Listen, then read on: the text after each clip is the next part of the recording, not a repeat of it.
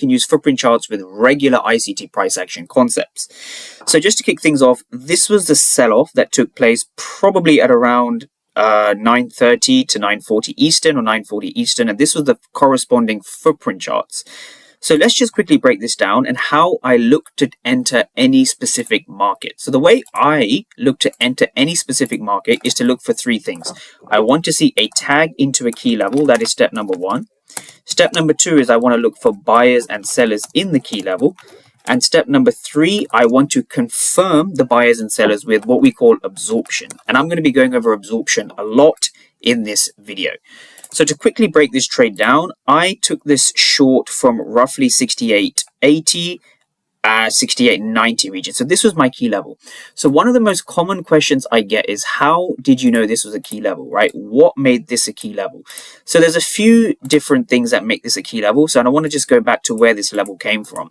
So this was a level that was actually derived all the way from almost a month ago, the 12th of November. So I've made a separate video on this. So basically what was happening here was we had a couple of things going on. So let's just take things back a little bit. So first we had a 15-minute imbalance over here. So this was price giving the 15-minute imbalance over here. So here and here. And once you had that imbalance, what you're looking for is the candle before. So you're looking for this candle here. Now, this was the key level from 68.90 to 68.80 or 82 area. Now, what made this a key level specifically for me was two things. The first is we had a fair value gap, 15-minute fair value gap here. The second thing we had is we basically had a short from this position. So I took a short from here on this day and price obviously melted lower. Now, one thing I recommend everyone doing is if you have your levels on the chart, specifically backed up by order flow, and we're going to be going over that.